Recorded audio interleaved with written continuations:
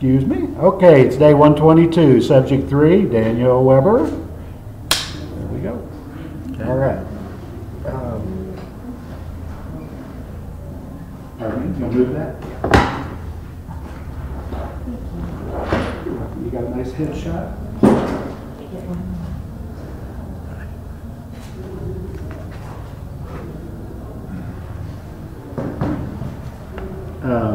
George Strait. People tell you that? Good to meet you. You wear a cowboy hat? I don't. My wife wants me to, though. She's from Texas, so. Yeah, you've got George Strait's smile, for sure. All right, look right straight in the camera and simply say your name. My name is Daniel Weber. Okay. This time just Daniel Weber. Daniel Weber. City and state. Cedar City, Utah. Type of corruption. This corruption has to do with my son and things that happened to him, but it was prosecutorial misconduct. That's probably the main. Criminal court then? It's criminal court system. Law yes. enforcement involved, law enforcement abuse, or not? Indirectly. I'll leave it out. But attorney misconduct. Yes. Right. Right in the camera, just first say criminal court corruption. Criminal court corruption. And second, attorney misconduct. Attorney misconduct. All right. Now put all that together. Daniel Weber, Cedar City, Utah. My family is a victim of criminal court corruption and attorney misconduct. Okay. Daniel Weber, Cedar City, Utah. My family is a victim of criminal court, or excuse me, sorry, try it again. Criminal court corruption and attorney misconduct. Daniel Weber, Cedar City, Utah. My family is a victim of attorney misconduct and in the criminal court system. That's good. Okay. All right. Occupation, either now or your favorite occupation. I have been a federal employee for 25 years. All right. Just say federal employee. Federal employee for 25 years. All right. Now, would you hold up your release, please, sir? Daniel, I've asked you to sign a release, have you? I have. Thank you very much.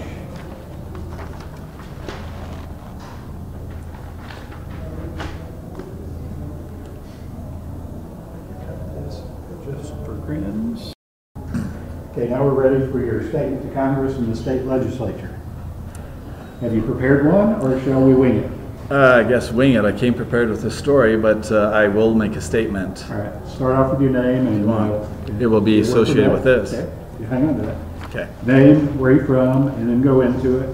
Okay. I'll give you time signals. 2 minutes left, 1 minute left, 30 seconds, wrap it up. Okay. It takes 4 minutes, we can deal with it. If it goes much longer, it gets to be problematic, but just do your best. Okay.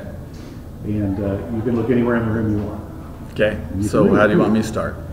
Who you are and where you're from, and then just go right straight into it. Okay. My name is Daniel Weber. I am from Cedar City, Utah. After things that had happened to my family, I've done some research associated with the Iron County Attorney's Office, and I have found what I find as being very troubling aspects associated with it. For example, most of us in Iron County, dealing with the demographics, etc., are going to rely on the public defender if we are charged. To do a felony type of a defense in this county costs about $8,000. Our family income is about $42,000. When the public defender is selected and the Iron County Commissioners decide that they need to fill the contract, they turn to the Iron County attorney, who is also the prosecuting attorney, and he exercises option B associated with the contract policy, which allows him to personally solicit who he wants to put in bids for the contract. To give you a little statistics, is the present bids are about $70,000 per attorney, and there are 2 of them for the adult course. If you break that down for the amount of time that he could possibly put in, If he put all of his time towards the 500 felonies that are charged in this county a year, he would put 7.5 hours per felony case. That works out to be $34 an hour that he's working for. And out of that, he has to pay for his office and his staff. If you use the rate that is charged in Iron County for lawyers, it's about $150, and per felony case, he has about 1.7 hours to defend his client. The Iron County attorney, as far as resources, has over $880,000. Unlimited support of all the police departments, the sheriff's department, the state crime lab, and victim advocate groups. The public defender has a budget of $206,000. And if there's any investigative services, it has to be approved by the county attorney, meaning that they have to tell the county attorney what they're doing and what they're up to. In Iron County, we have no oversight of any kind for proper representation. Complaints of improper representation are referred to, of course, the county attorney. There's no screening for conflict of interest. There's no regulation of any kind of caseload or to ensure competent representation. There's no way to ensure the public defender even meets minimum qualifications and professional standards. The problem that this brings is everyone's, in my opinion, is getting hurt by this. Of course, the defendant is, the taxpayers are, because a single 5-year sentence for incarceration in the state system is $150,000. This is more than they're paying the adult public defenders to defend these 500 cases. Even in my opinion, the county attorney is being hurt because who's going to see him as being an impartial anything for a judge or anything like that when he's built his career off such a biased system? How can any attorney ever run for an office in the Republican Party when, and I quote from their platform, ethics and standard, we demand honesty, integrity, morality, and accountability of our public officials. We will work to expose and stop corruption. As well as if he ever gets reassigned to another venue or appointed to any office, he's been thrown softballs his whole career. And then he goes into professional baseball. What do you expect to see happen? So I think everybody's being hurt by the system. The facts and figures that I've been giving come from a report put together by the ACLU, and it's called Failing Gideon, and it's available online.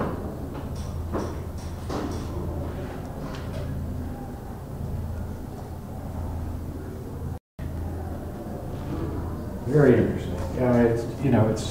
You've got some interesting numbers. Everybody else just talks about how bad the system is and how the county pays everybody. I got you some copies. Great. I had one woman, she's from Chile, and she didn't do this intentionally, but she discussed the prosecutor throughout her interview, and it came out persecutor. She was the persecutor did this, the persecutor did that. It was very appropriate. Yes. Persecutor. All right, let's talk about your son.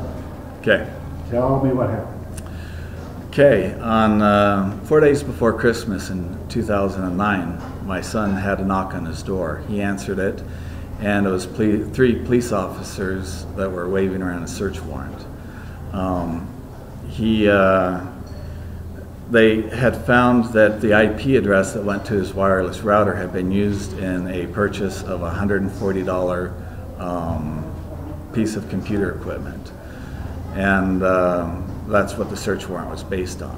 And even though all the computer equipment was available in the front room and easily accessible, it did not stop the police from searching in his kitchen cabinet behind a child-proof latch and a sealed bottle behind the support structure of the cabinet and found a misdemeanor amount of marijuana.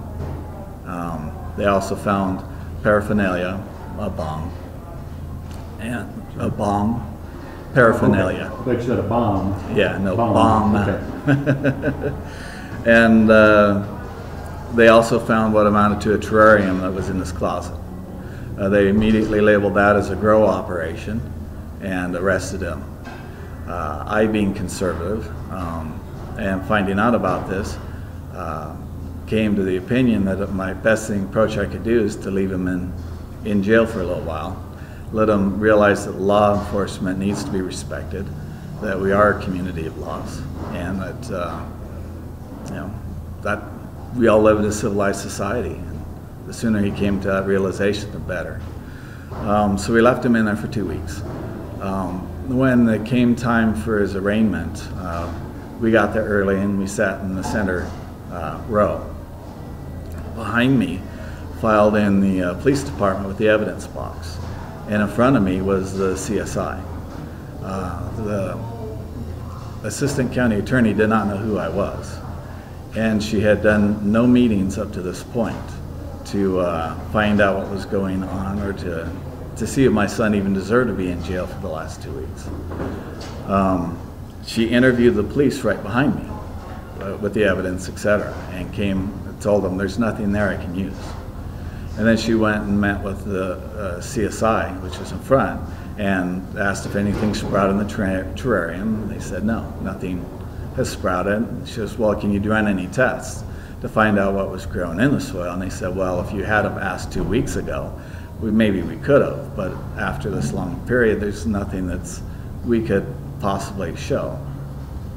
At that point, still having faith in the system, I gave my son a thumbs up, because it's obvious what the next step should be. It was not the next step. They continued with cultivation of marijuana charges against my son without any plants, stems, roots, leaves, any kind of plant at all. I mean, other than what you'd find in potting soil. They had nothing, but it did not stop them. They were after building their careers on my son's back. We, at that point, pled with the public defender to start representing my son and working with him, because he had a medical issue and he had been self-medicating with that marijuana. He has cluster headaches. He has the MRI and everything to prove that indeed he has a medical issue. He gets nosebleeds because the headaches are so severe. And while I was in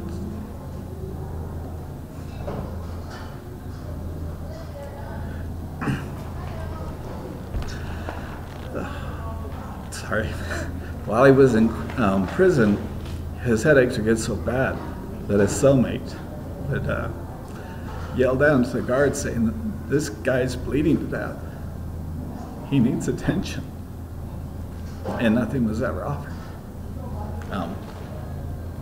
Sorry.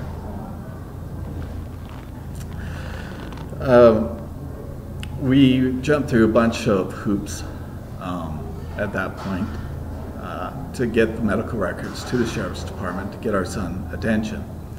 The public defender did absolutely nothing. As a matter of fact, the medical records that we had forwarded to him, when we actually hired an attorney, he still had it. It had never been forwarded on to the sheriff's department or the jail. He did absolutely nothing. We did forward on the medical records. So eventually he did get some kind of treatment while he was in there.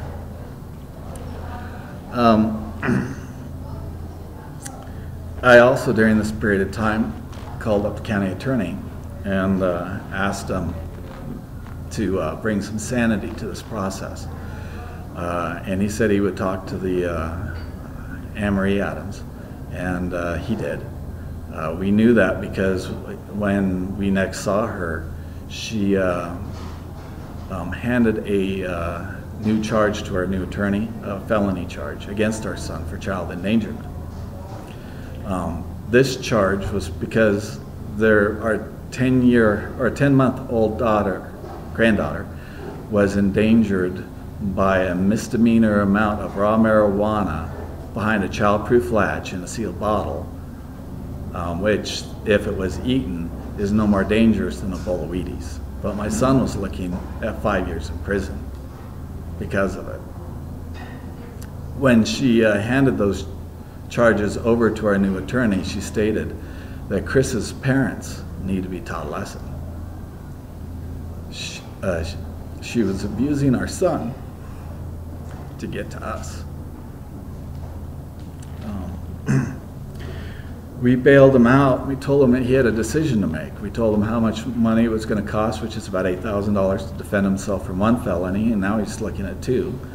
And being early in his stage of life, that was beyond what he felt he could do. We were in a position to back him up with that kind of money, as well as I had heard from others in the community that our county attorney's office is corrupt. And at that point, it doesn't matter if you got money or what's right, etc. That's corrupt. And so we made the decision that it was better that he roll over and take whatever they would give him, and we would use our attorney to get him the best deal possible. We told him the felonies were out of the question. That was just out of the question for us, and we would back our son if we needed to. So they offered a misdemeanor intent of growing marijuana. My son also secured from the county attorney's office that his sweetheart would be cleared of all charges if he pled to this. So he pled, and then as soon as the plea was in and final,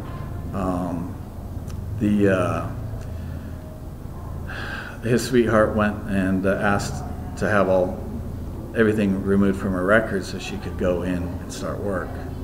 And both attorneys came back awestruck, because basically the county attorney said the judge didn't hear me, and therefore the offer never happened. And she slapped her with all charges, both felonies, etc. After my son had pled out. She offered in writing a letter, and now she was calling this cultivation drug manufacturing, which made us scratch our heads and wonder if she even knew what case she was talking about, because I assume there's a difference between cultivation and running a meth lab. But the charges, the way they were written, sounded like she was running a meth lab.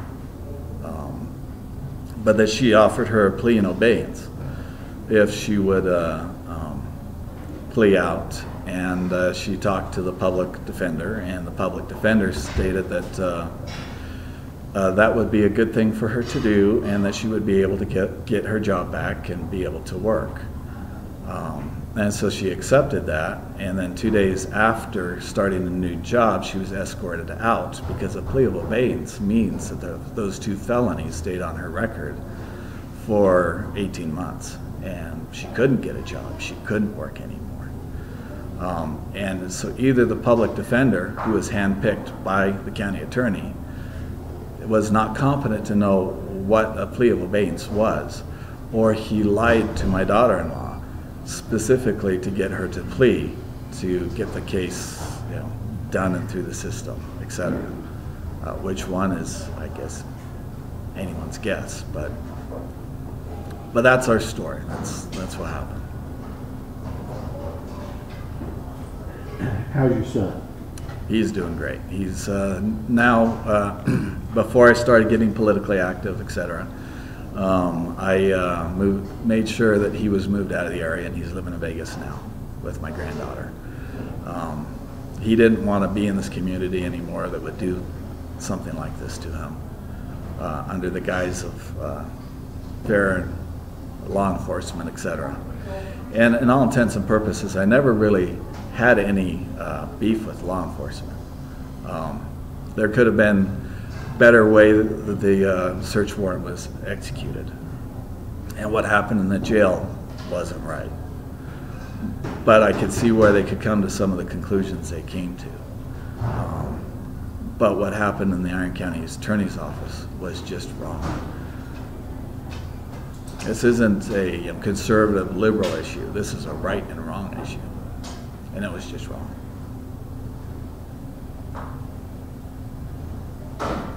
son still married? He is. She, 18 months passed? Oh yeah, it's been more like it was 2010, roughly when everything got finished up, so.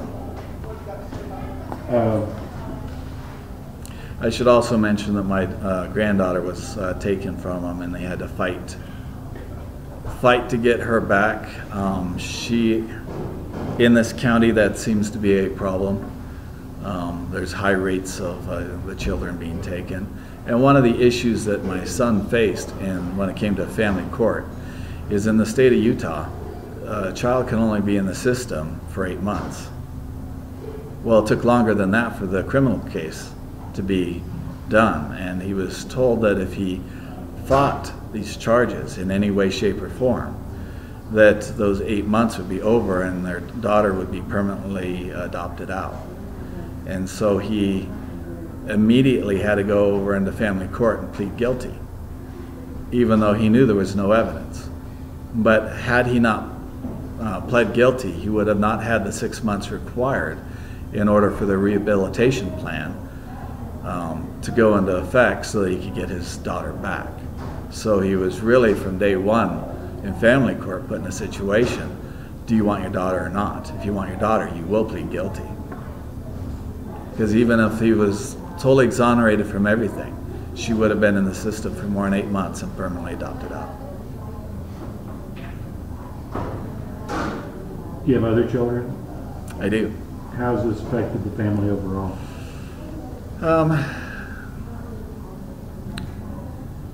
We are a very, I guess, law-abiding family. He is, I guess, the most, I'm not sure the right word I want to use.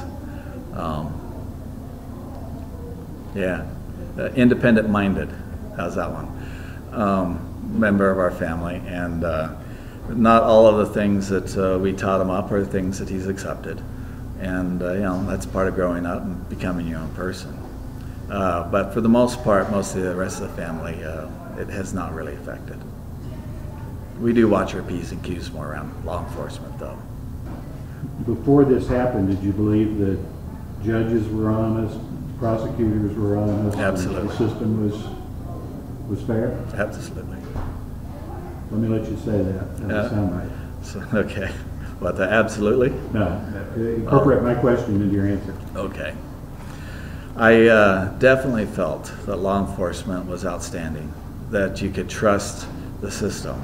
I called I called the county attorney specifically because of that, because I felt that he'd be a good man and he would bring reason and what was right to bear in this situation. That was not the case. So how do you feel today? I still feel that in general law enforcement is full of a lot of good people, but it's like any other human organization. You have certain individuals that probably would be better off if they moved on. The system, I believe that we in Iron County have an issue that we need to resolve. And in fact, that's all of rural Utah. And that we need to start having a public defender's office that will actually defend, and where everything is not scripted by the county attorney. Really, where we are right now in this county, in my opinion, we'd be better off having a gracious judge or a gracious king that we just presented ourselves to, and asked them to pass sentence on us. That's pretty much what is done in this county, in my opinion, because the county attorney has control of virtually every aspect of the system. What's the county attorney's name? Scott Garrett. Scott Garrett? Scott Garrett, yes.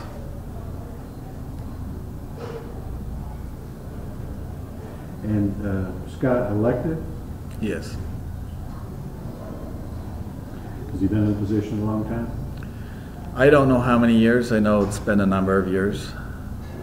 I would guess 8.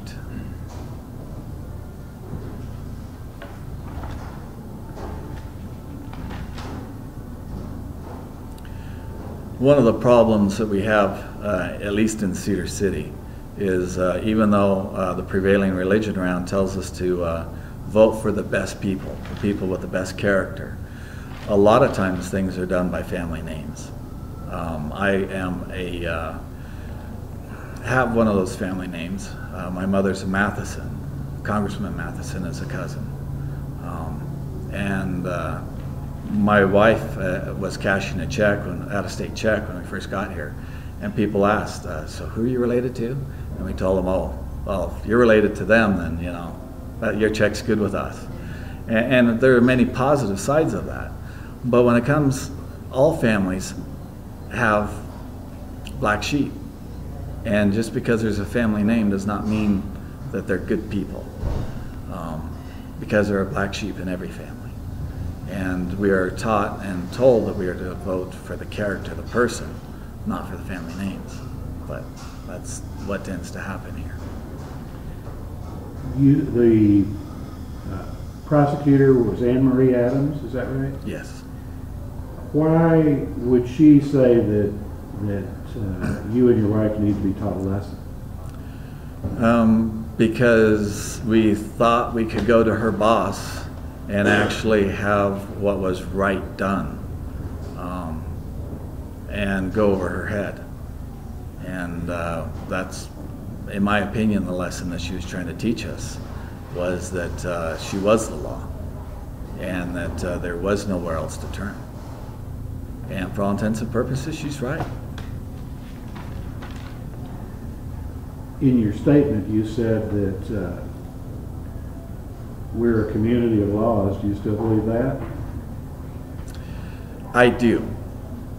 I do not believe that we are a community of people who follow those laws, and that those things need to be applied fair and equitably. And I still believe in our community. I believe we have wonderful people here, in law enforcement and every other way. But I do believe we need to start weeding out from our community garden individuals that do not represent our community views. So far, I've talked to 3 people, and at least 2 of them have significant moves away from the state because of what's going on here. Your son's better off in Nevada, you feel? He is. But the rest of you are hanging in there. Yeah, at least for now. Do you want to define the term Lawless America? Lawless America. For me, what Lawless America would be is not a place that doesn't have laws, but a place that doesn't follow the laws that they have. We are a Christian nation, at least we, from our roots. And as a result, we tend to all know what's right and what's wrong. But that doesn't mean that all of us do what's right and what's wrong. And when we get people in positions of authority who won't do what's right, we end up being lawless because they ignore the laws that are there. Excellent definition. Anything else you want to say? Anything we've left out? Tell me about the group, the citizens group. Okay, I'm not here representing the Iron County citizens. Just tell me about it. We are a group that was put together by the community. We run probably an average attendance of somewhere around 30 to 40 people.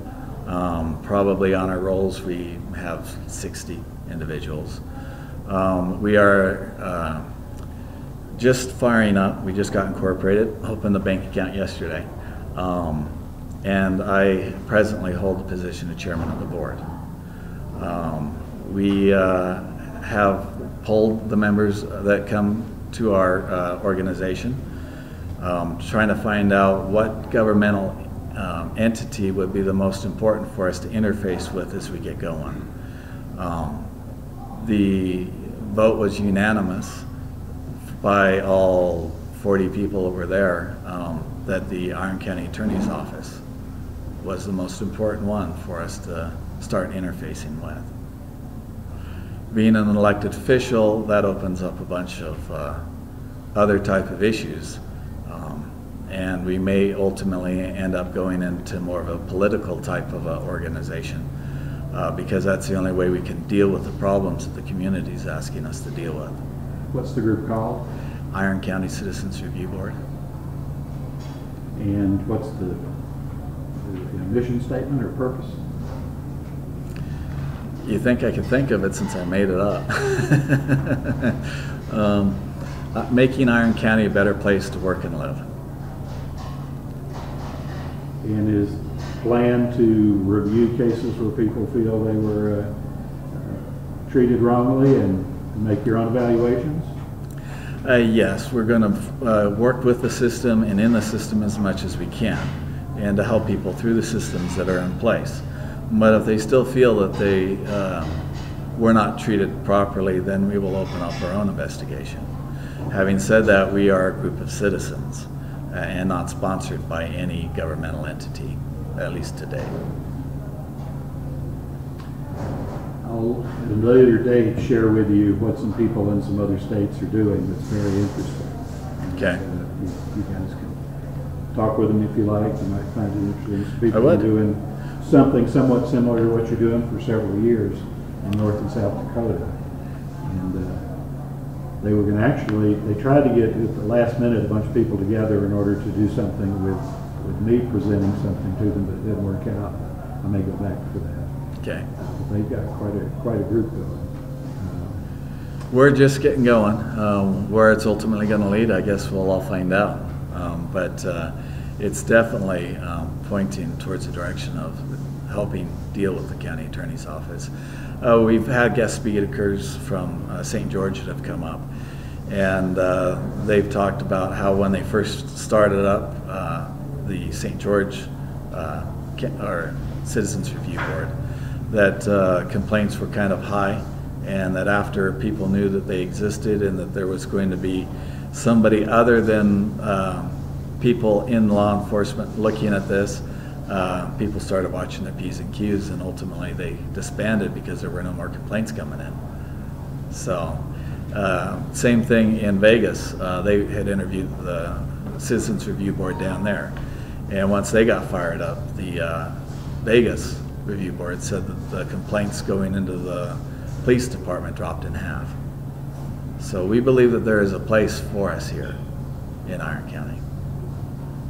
There's definitely a need. Yeah.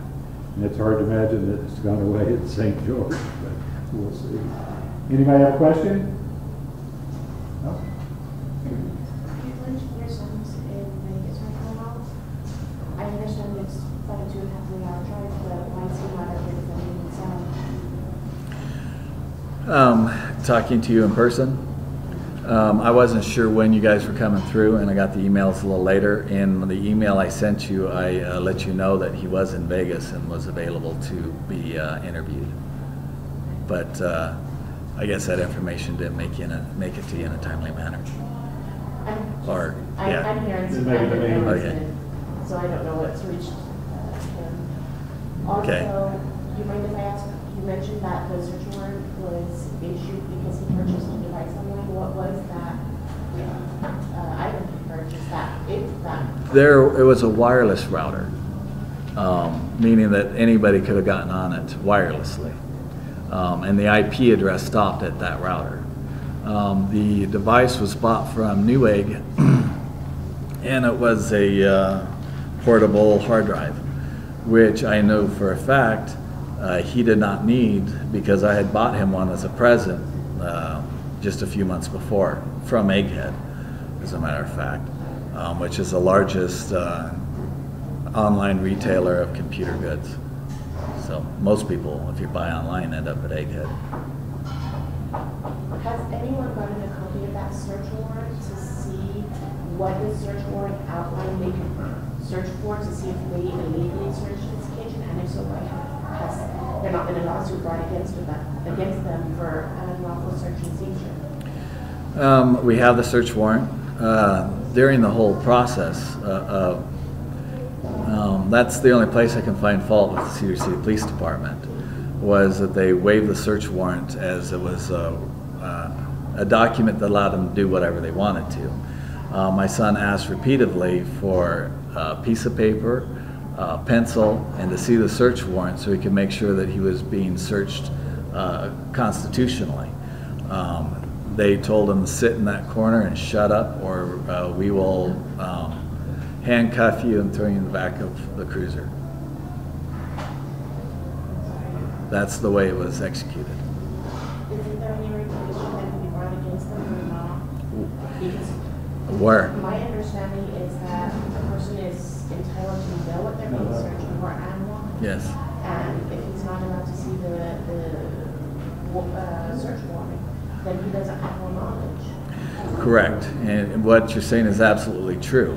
But the case that we would file, or would be filed where? This court system, which is run by who? So, no, there was never a case filed. If there was a case filed, it would have to be in federal court. So, yeah, sorry. Do you feel, or do you think there's any affiliation with the charges your son had brought on him and his wife? I mean, we have good people that could take their children, but yet DCFS not allowed. Do you think any of that has to do with the fact that our district attorney or our county attorney Scott Garrett and the head of DCFS were brothers? I am just learning those facts. I found that surprising, to be honest with you. At the time, we didn't know that, so that never passed through our mind in that respect. This was all new to us. I mean, my wife had one speeding ticket. I had one parking ticket in Washington, D.C., and my son had never had any run-in with the law or any other member of my family. So for us, this was a whole new process. We knew nothing going into it. As far as your group, do you find that people are having a hard time coming forward with complaints for fear of retaliation? I know they are. We had a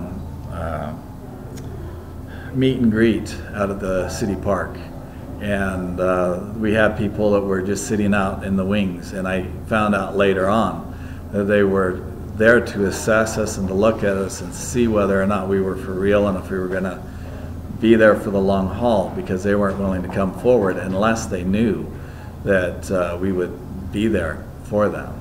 So we have been trying to get everything up and running, and we're hoping to take intakes soon, probably next month. Any other question? Was there only one search warrant issued against your son? Yes. So. Anything else? Okay. All right. Any last words? Not on camera. Not on camera. All right. We'll talk off camera. Okay. I'll tell you that it's even worse than you think it is. I'm sure it's much worse than you think it is. I'm afraid that that may be the case, but I still have to believe in the character of the people. And I do believe that the most important work that can be done is what you are doing, which is educating. The only reason why this is allowed to happen is because people don't know. I believe that we in America and in Iron County have really, really good people here. And if they truly knew and accepted what was going on, there would be a revolution right now here. And these people would be ran out of town. But they don't know what's going on. And so the work that you're doing in bringing this to people's light so that they know what's going on and can apply the American values that we all have, I see that as invaluable. Good stuff. All right. Thank you, sir. We'll get a photo taken of the two of us.